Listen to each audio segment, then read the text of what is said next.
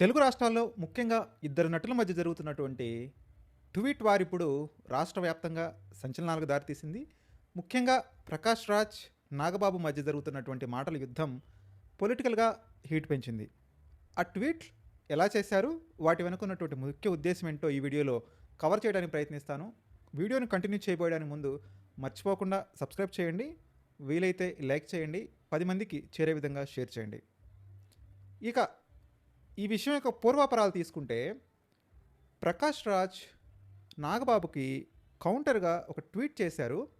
అసలు ఈ ట్వీట్ ఎందుకు చేయాల్సి వచ్చింది అంటే, నాగబాబు సిరీస్ ఆఫ్ యాక్షన్స్ ఏదైతే పవన్ కళ్యాణ్ ఇష్యూ కానివ్వండి, ప్రొఫెసర్ నాగేశ్వర్ ఇష్యూ కానివ్వండి, మళ్ళీ పవన్ కళ్యాణ్ తెలంగాణలోకి వచ్చి ప్రవేశించడం, ఇలా వివిధ రకాలైనటువంటి సన్నివేశాల తర్వాత చివరిగా నాగబాబు జనసేన శ్రేణుల్ని, వాళ్ళ యొక్క కార్యకర్తలని, ఫాలోవర్స్ని ఉద్దేశిస్తూ ఒక ట్వీట్ చేశాడు.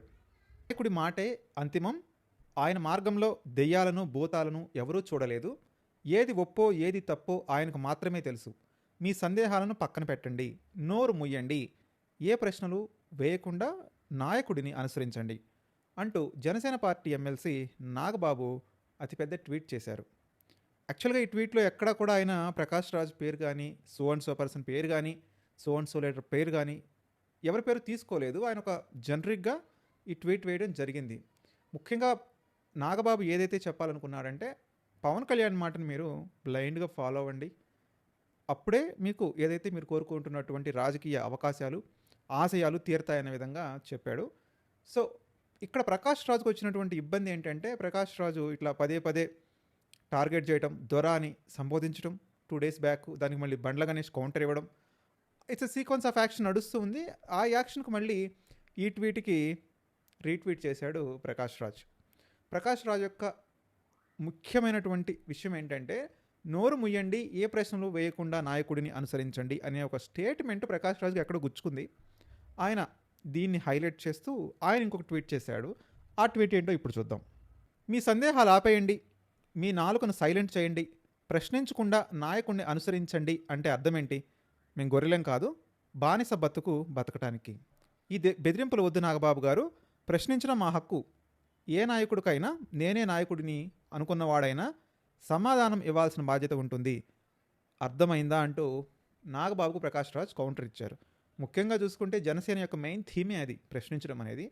కాకపోతే జరుగుతున్నటువంటి పరిణామాలు, పరిస్థితులు, ఈ 12 ఏళ్ల పార్టీ ప్రయాణంలో కొన్ని సరి చేసుకోవాల్సిన అవసరం అయితే వచ్చింది పవన్ కళ్యాణ్ కానీ, జనసేన కార్యకర్తలకు కానీ. ఆ ఉద్దేశాన్ని దృష్టిలో పెట్టుకొని నాగబాబు ఈ వ్యాఖ్య చేశాడు. బేసిక్గా మీరు నాయకుడిని బ్లైండ్గా ఫాలో అవ్వండి, అప్పుడే ఆయనకు మనం పూర్తి మద్దతు ఇచ్చాము అనేటువంటి ఒక ధోరణిలో నాగబాబు ట్వీట్ చేస్తే, దానికి ప్రకాష్ రాజు ఏదైతే పవన్ కళ్యాణ్ ఫస్ట్ నుంచి చెప్తున్నాడో ప్రశ్నించడానికి వచ్చామని దాన్ని హైలైట్ చేస్తూ, ప్రశ్నించడం మా హక్కు, ఏ నాయకుడినైనా, నేనే నాయకుడిని అనుకున్న వాడినైనా కానీ సమాధానం ఇవ్వాల్సినటువంటి బాధ్యత ఉంటుంది, డూ యూ అండర్స్టాండ్ అంటూ స్ట్రాంగ్ రీట్వీట్ అయితే చేశాడు. బట్ ఇదైతే కొంత నిజంగానే గుచ్చుకుంది జనసేనకు కానీ, నాగబాబుకు కానీ.